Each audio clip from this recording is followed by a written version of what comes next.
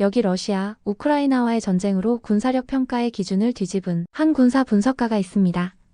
이 새로운 기준으로 한국은 세계에서 손꼽히는 군사 강국에 랭크된다고 하는데요. 지금 이야기 만나보시죠. 제 이름은 매튜 워커, 런던의 나토에서 군사 분석가로 일하고 있고 제 경력 전체를 세계 각국의 군대를 연구하는 데 바쳤어요. 저는 어떤 것이 한 나라를 강하게 만드는지 알고 있어요. 결국 정답은 큰 숫자들이죠. 많은 병사들, 탱크, 그리고 전투기. 뭐가 그렇게 심각해요?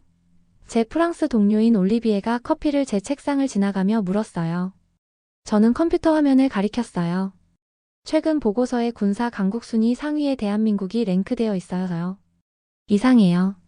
러시아나 중국과 비교해서 숫자가 비교가 안 되거든요. 올리비에는 어깨를 으쓱했어요. 아마도 순위 설정 옵션에 병사와 탱크의 수 말고도 다른 게 있나 본데요? 저는 눈을 굴렸어요. 무기가 가장 많은 쪽이 이기는 거잖아요. 군사력 측정의 기본 원칙인데요. 올리비에가 떠난 후 저는 의자에 기대어 진정으로 강력하다고 생각하는 국가들에 대해 생각했어요.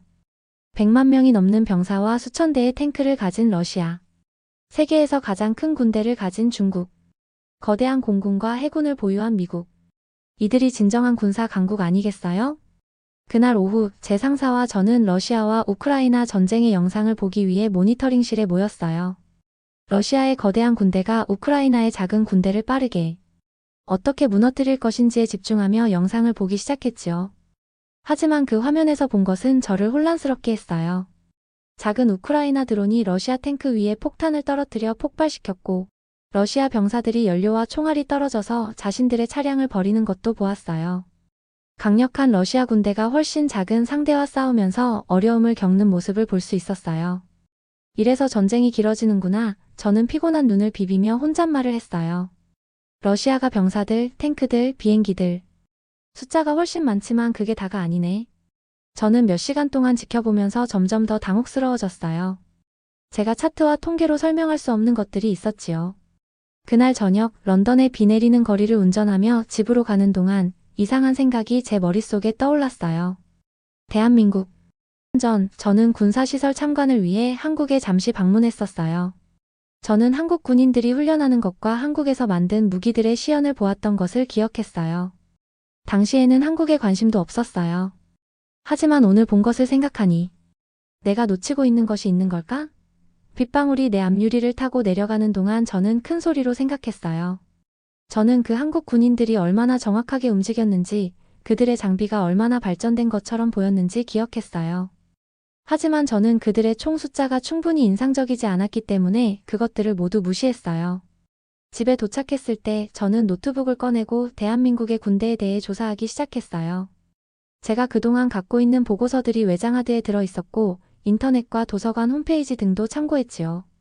대부분의 보고서는 단지 숫자만 나열했어요. 얼마나 많은 병사, 탱크, 비행기가 있는지. 하지만 몇몇은 다른 것들을 언급하는 것들도 있었지요. 그들의 발전된 기술, 고도로 훈련된 군대, 그들이 직접 설계하고 만든 현대적인 무기들. 저는 노트북을 닫고 창문 밖 밤하늘을 응시했어요. 제 경력에서 처음으로 저는 군사력에 대해 제가 알고 있다고 생각했던 것들에 의문을 품었어요. 군사력을 숫자가 아닌 다른 요인들로 측정할 수 있을지도 모른다는 것이요. 혼란스러운 전쟁 영상을 본 지 2주 후 저는 대한민국 서울로 향하는 비행기에 앉아 있었어요. 우리 팀에서는 아시아 국가의 방위 산업 보고서를 작성 중이었고 제가 한국을 담당하게 된 것이었어요. 솔직히 말하면 저는 좀 실망한 참이었어요. 중국이나 일본에 가고 싶었거든요. 왜 하필 한국이야? 저는 비행기 창문 밖으로 아래의 구름을 바라보며 생각했어요. 하지만 적어도 맛있는 한국 음식을 먹을 수 있겠네. 비행기가 하강하기 시작했고 저는 아래로 펼쳐진 서울의 도시를 볼 수 있었어요. 높은 건물들이 제가 볼 수 있는 한멀리까지 뻗어 있었고 멀리 산들이 보였어요. 도시는 현대적이고 바빠 보였어요. 착륙한 후 저는 긴 비행으로 피곤함을 느끼며 공항을 걸었어요. 단정한 어두운 정장을 입은 한 남자가 제 이름이 적힌 팻말을 들고 서 있었어요. 그는 진지한 눈빛과 곧은 자세를 가지고 있었어요. 워커 씨? 저는 한국 국방부의 이현수 국장입니다. 그가 살짝 고개를 숙이며 말했어요. 한국에 오신 것을 환영합니다. 저는 그의 손을 잡고 악수했어요. 초대해 주셔서 감사합니다. 당신의 방문을 위해 많은 활동들을 준비했습니다. 이 국장은 그의 차로 걸어가면서 말했어요. 흥미롭게 느끼시길 바랍니다. 분명 그럴 거예요. 저는 공손하게 대답했지만 의심스러웠어요. 제 마음속으로는 여전히 이 여행이 저에게 새로운 것을 보여줄 것이라고 기대하지 않았거든요. 다음 날 아침 호텔에서 푹 자고 나서 이 국장이 저를 일찍 데리러 왔어요. 우리는 서울 외곽으로 약 1시간 정도 운전하여 초록색 언덕들로 둘러싸인 군사훈련시설에 도착했어요.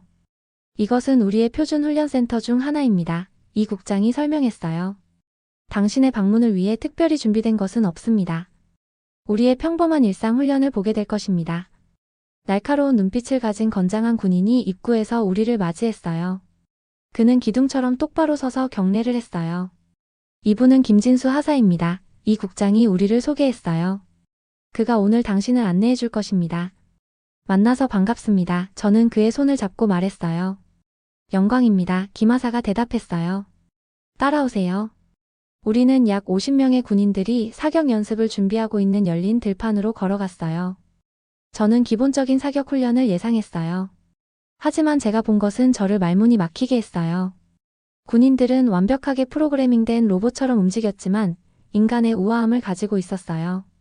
그들은 무기를 순식간에 조립하고 위치에 자리 잡고 계속 위치를 바꾸는 표적의 사격을 시작했어요. 거의 모든 사격이 정중앙을 마쳤어요. 당신의 군인들은 놀라운 정확도를 가지고 있군요. 저는 김하사에게 말했어요. 기본 훈련일 뿐입니다. 그는 단순히 대답했어요. 모든 한국 군인은 이 기준을 충족해야 합니다. 다음으로 우리는 군인들이 작은 드론을 조작하고 있는 다른 구역으로 이동했어요. 그들은 좁은 공간을 통과하고 특정 표적을 맞추는 장애물 코스를 통해 기계를 조종했어요.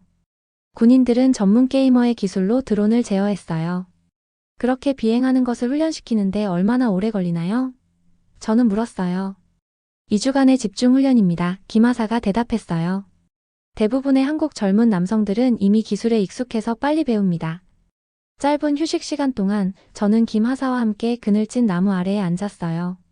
저는 너무 많은 질문이 있었어요. 왜 당신의 군인들은 그렇게 열심히 훈련하나요? 저는 물었어요. 그들을 동기부여하는 것은 무엇인가요? 김하사는 진지한 눈으로 저를 바라보았어요. 우리에게 군대는 선택이 아닙니다. 그것은 우리의 의무이자 명예입니다. 그의 말이 저를 강하게 느끼게 했어요. 이것은 그들에게 단지 직업이 아니었어요. 그것은 그들의 목적이었어요. 그날 오후 저는 부대에 도착하는 또 다른 군인들을 발견했어요. 그들은 평범한 사람들처럼 보였고 부대에 있던 군인들보다는 나이가 있어 보였어요. 몇몇은 희끗한 머리를 가지고 있었고 몇몇은 배가 불룩했지요. 하지만 그들이 제복을 입었을 때 무언가가 변했어요. 갑자기 그들은 군인처럼 보였어요. 저분들은 누구인가요? 저는 김하사에게 물었어요. 예비군입니다. 그가 설명했어요. 현역 복무 후 한국 남성들은 8년 동안 예비군에 참여합니다. 그들은 정기적으로 훈련을 받아 기술을 유지합니다. 저는 이 평범해 보이는 남성들, 아마도 일상생활에서는 교사, 사무직 근로자, 그리고 사업가들일 것 같은 이 사람들이 변화하는 것을 놀라움으로 지켜보았어요. 그들은 무기를 조립하고 전술적 움직임을 수행하고 인상적인 기술로 장비를 조작했어요. 한국에서는 모든 시민이 마음속으로는 군인이라고 말합니다. 김하사가 저에게 말했어요. 우리의 힘은 단지 우리의 현역 군대가 아니라 우리의 모든 국민에게 있습니다.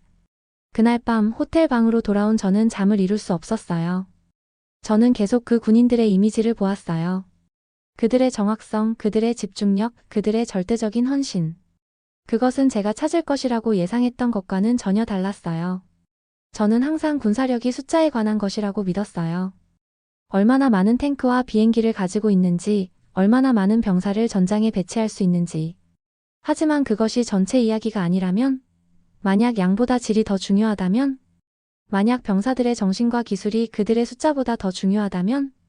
제 경력에서 처음으로 저는 군사력을 측정하는 것에 대해 제가 알고 있다고 생각했던 모든 것이 잘못되었을 수 있다고 생각했어요. 다음 날 아침 이 국장이 제 호텔에서 일찍 저를 데리러 왔어요. 그는 어제와 같은 종류의 단정한 어두운 정장을 입고 있었어요. 오늘은 워커씨, 우리가 당신에게 다른 것을 보여드리겠습니다. 그는 서울의 분주한 거리를 운전하면서 말했어요. 우리는 몇몇 방위산업체를 방문할 것입니다. 우리의 첫 번째 정류장은 바다 옆에 있는 거대한 조선소였어요. 저는 이런 것을 본 적이 없었어요. 거대한 크레인들이 우리 위에 솟아 있었고 반쯤 지어진 배들이 제가 볼 수 있는 한 멀리까지 뻗어 있었어요. 안전모를 쓴 작업자들이 우리 주변에서 목적을 가지고 움직였어요. 여기는 우리가 전함을 건조하는 곳입니다. 이 국장이 저에게 안전모를 건네주며 설명했어요. 한국은 세계 4위의 조선 강국입니다. 우리는 건설 중인 거대한 회색배를 내려다보는 길을 따라 걸었어요. 당신들은 직접 전함을 만드나요? 저는 놀라서 물었어요. 저는 당신들이 대부분의 군사 장비를 미국에서 수입한다고 생각했어요. 이 국장은 미소를 지었어요. 많은 사람들이 그렇게 생각합니다. 하지만 사실은 우리는 우리 군사 장비의 반 이상을 스스로 개발하고 만듭니다. 이 구축함은 완성되면 세계에서 가장 선진된 배 중 하나가 될 것입니다. 저는 새로운 존경심으로 배를 바라보았어요. 전함을 건조하려면 심도 있는 공학기술과 기술력이 필요하다는 것을 알고 있었거든요. 우리의 다음 정류장은 더욱 눈이 떠지는 경험이었어요. 우리는 전투기가 조립되고 있는 공장을 방문했어요. KF-21 보람의 한국 자체 전투기였어요. 흰 코트를 입은 작업자들이 조심스럽게 복잡한 시스템을 날렵한 항공기에 설치하고 있었어요. 그들 움직임의 정확성은 수술을 하는 외과 의사들을 생각나게 했어요. 대단하네요. 저는 제 놀라움을 감추지 못하고 말했어요. 전투기를 만드는 것은 매우 어렵습니다. 세계에서 몇 안 되는 국가만이 할 수 있어요. 네, 이 국장이 고개를 끄덕였어요. 그리고 이것이 한국의 진정한 강점을 이해하는 핵심입니다. 우리의 힘은 단지 우리 군인들이나 무기에 있지 않습니다. 그것은 우리의 기술에 있습니다. 보람에는 한국이 독자 개발한 첫 중형 전투기입니다. 전체 설계와 생산 주도를 한국이 직접 했습니다. 보람에는 기본 스텔스 설계를 갖춘 4.5세대 급 전투기이고 무장창을 외부의 단 형태로 형상을 최적화해서 레이더 반사면적 RCS를 줄인 설계입니다. 국내 개발 중인 공대 공공대지 미사일이 탑재될 예정이고 해외 무기도 호환 가능하지요. 이 국장의 설명에 저의 놀라움은 계속되었어요. 말 그대로 첨단 무기를 자체 개발하는 나라가 되었군요. 나중에 우리는 서울의 스카이라인이 보이는 레스토랑에서 점심을 먹었어요. 이 국장은 제가 전에 한 번도 시도해보지 않은 여러 한국 요리를 주문했어요. 그 중에서 김치전이 맛있었어요. 겉은 바삭하고 안에는 촉촉한 식감도 그랬고 김치의 시큼한 맛이 반죽의 고소한 맛이 아주 잘 어울렸어요. 처음엔 다소 맵다고 느껴졌는데 먹다 보니 그 조화로움에 빠져버릴 수밖에 없었지요. 우리가 먹는 동안 그는 한국의 방위 전략에 대해 더 자세히 설명했어요. 저 건물들을 보세요. 그는 창문 밖으로 유명한 한국 회사들을 가리키며 말했어요. 저것들은 단지 스마트폰과 TV 제조업체가 아닙니다. 그들은 또한 우리 방어 시스템의 중요한 부분들입니다.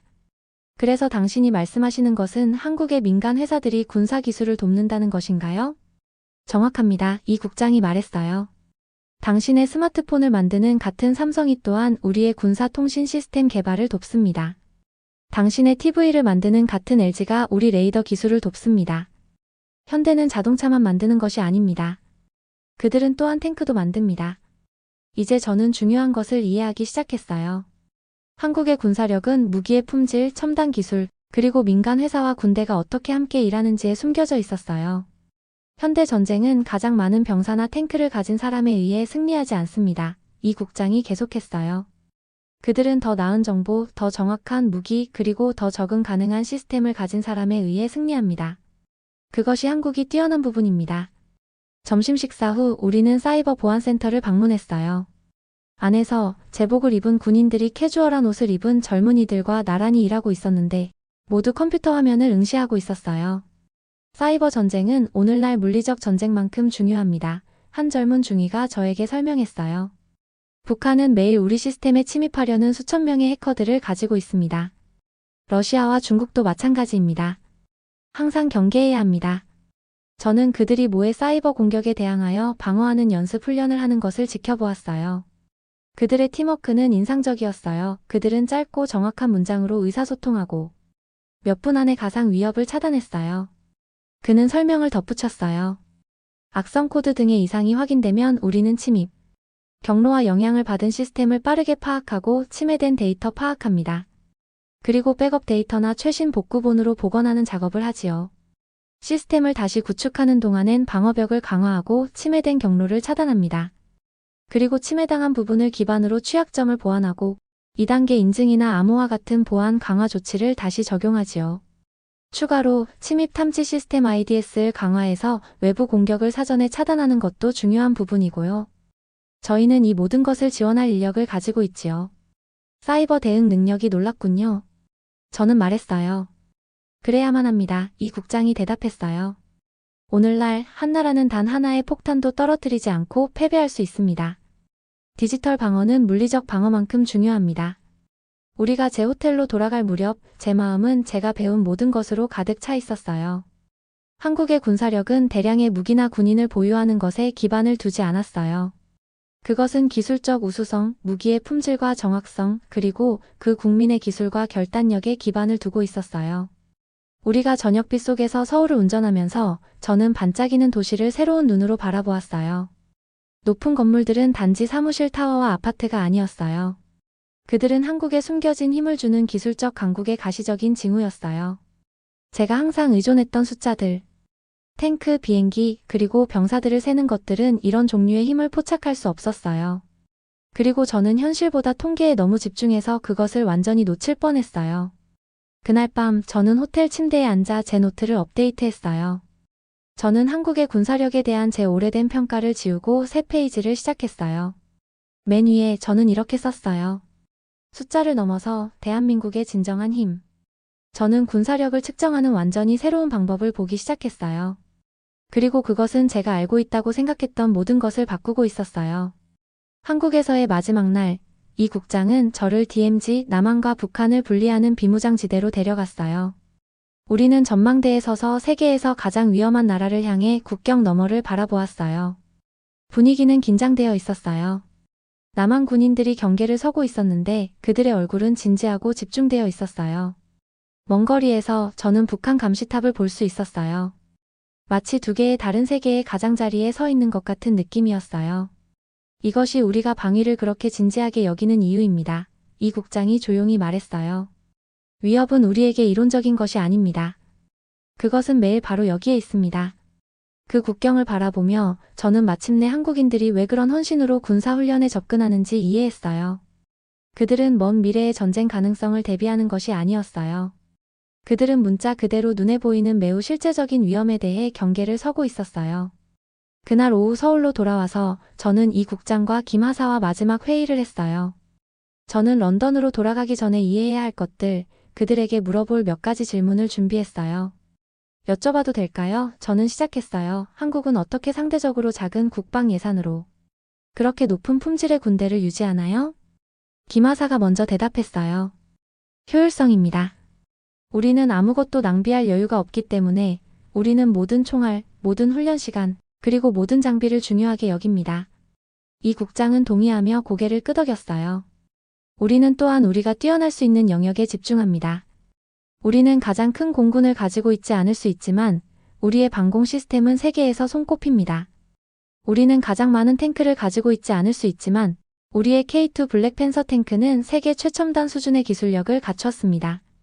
강력한 120mm 활강포와 자동 장전 시스템으로 높은 화력을 자랑하며 사격 정확도도 우수합니다. 또한 GPS 연동 전투 지휘 시스템과 열상, 조준 장비 등 첨단 전자장비도 탑재는 지금까지 만들어진 가장 발전된 것들 중 하나입니다. 저는 이 점들을 제 노트북에 적었어요. 그것들은 이치에 맞았어요. 그리고 나토 국가들과의 관계에 대해서는 어떻게 생각하시나요? 저는 다음으로 물었어요. 매우 중요합니다. 이 국장이 대답했어요. 우리가 공식적인 나토 회원국은 아니지만 우리는 긴밀하게 협력합니다. 우리는 북한과 러시아의 위협에 대한 정보를 공유합니다. 우리는 전 세계의 평화 유지 임무에 참여합니다. 그리고 우리는 필요할 경우 우리 군대가 팀으로 일할 수 있도록 함께 훈련합니다. 저는 마지막 질문이 있었어요. 다른 나라들이 한국의 군대에 대해 가장 오해하는 것은 무엇이라고 생각하세요? 이 국장은 대답하기 전에 잠시 생각했어요. 그들은 숫자만 보기 때문에 우리를 과소평가합니다. 그들은 우리의 군인들, 우리의 탱크, 우리의 항공기를 세지만 그들은 우리 훈련의 품질, 우리 기술의 발전 또는 우리 국민의 정신을 보지 않습니다. 그의 말은 저는 부끄럽게 했어요. 왜냐하면 일주일 전만 해도 저는 그런 사람들 중 하나였기 때문이에요. 그날 저녁 런던으로 돌아가는 비행기를 위해 짐을 싸면서 저는 제 관점이 얼마나 완전히 바뀌었는지 생각했어요. 저는 군사력이 단순히 무기와 군인을 세는 문제라고 믿으며 한국에 도착했어요. 저는 훨씬 더 깊은 이해를 가지고 떠나고 있었어요. 진정한 군사력은 훈련의 품질, 기술의 발전, 민간 및 군사 능력의 통합, 그리고 아마도 가장 중요하게는 국민의 정신과 결단력으로 측정할 수 있다는 것을 깨달았어요. 일주일 후 런던으로 돌아와서 저는 제 친구 올리비에를 포함한 나토 분석가들로 가득 찬 방 앞에 섰어요. 제 손은 약간 땀이 나고 있었어요. 제가 말하려고 하는 것은 그들 중 많은 사람들이 믿는 모든 것에 도전할 것이었어요. 신사숙녀 여러분, 저는 첨단 드론 시스템을 조작하는 한국 군인을 보여주는 첫 번째 슬라이드를 클릭하며 시작했어요. 저는 우리의 전통적인 군사력 평가 방법이 구식이고 오해의 소지가 있다는 것을 이야기하고자 합니다. 방을 통해 웅성거림이 흘렀어요. 어떤 사람들은 혼란스러워 보였고 다른 사람들은 회의적이었어요. 너무 오랫동안 우리는 단순히 그들 군대의 크기와 그들 무기의 수에 기반하여 국가들의 순위를 매겼습니다. 하지만 최근 한국에서의 제 경험은 우리가 새로운 접근법이 필요하다고 저를 확신시켰습니다. 저는 한국에서 본 것을 보여주는 슬라이드를 클릭했어요. 정밀훈련, 첨단 기술, 군사 응용 프로그램과 민간 기술 회사의 통합, 국가 방위에 대한 모든 시민의 헌신. 21세기의 진정한 군사력은 얼마나 많은 탱크를 가지고 있는지에 관한 것이 아닙니다. 그것은 얼마나 정확하게 표적을 맞출 수 있는지에 관한 것입니다. 그것은 얼마나 많은 군인들을 가지고 있는지가 아니라 그들이 얼마나 잘 훈련되고 동기부여가 되어 있느냐에 관한 것입니다. 그리고 그것은 단지 군사기술에 관한 것이 아니라 한 나라의 전체 기술 생태계가 어떻게 그 방위를 지원하는지에 관한 것입니다. 저는 군사력을 평가하기 위한 새로운 프레임워크를 제안하며 제 발표를 마쳤어요. 기술 혁신, 훈련 품질, 민간 군사 통합, 그리고 국가적 결의와 같은 요소들을 고려하는 것이요.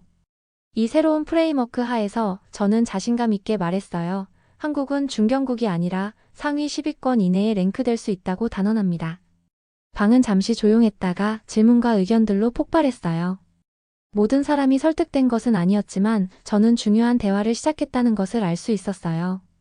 회의 후 올리비에가 미소를 지으며 저에게 다가왔어요. 마음이 많이 바뀌었네요, 매튜. 당신은 전에 한국에 대해 몰랐잖아요. 저는 제가 얼마나 틀렸었는지 약간 당황스러워하며 고개를 끄덕였어요. 저는 숫자에 눈이 멀었었어요. 저는 현대 전쟁에서 정말로 중요한 것이 무엇인지 탱크와 병력을 중심으로 판단했었지요. 그렇다면 그것은 무엇인가요? 올리비에가 물었어요. 저는 기마사와 그의 헌신적인 군인들, 제가 본 첨단 기술, 그리고 전체 한국 국민을 하나로 묶는 것 같은 목적 의식을 생각했어요. 마음이요, 저는 대답했어요. 물론 기술과 훈련이 중요합니다. 하지만 결국 그것은 한 국가의 마음에 관한 것입니다. 자신을 방어하려는 결단력과 혁신하고 적응하는 능력. 그것이 진정한 군사력을 만드는 것입니다. 그리고 그것이 제가 한국에서 발견한 것입니다. 그날 저녁 런던의 붐비는 거리를 통해 집으로 걸어가면서 저는 깊은 만족감을 느꼈어요. 제 여정은 한국에 대한 제 이해만 바꾼 것이 아니라 제 일에 대한 제 전체적인 접근 방식과 세계에 대한 제 관점을 변화시켰어요. 저는 확실한 것을 넘어 숫자를 넘어보는 법을 배웠어요. 한 국가의 힘의 진정한 척도를 찾기 위해서요. 그리고 그렇게 함으로써 저는 더 나은 분석가가 되었어요. 그리고 아마도 더 현명한 사람이 되었을 거예요. 영상 재미있게 보셨나요?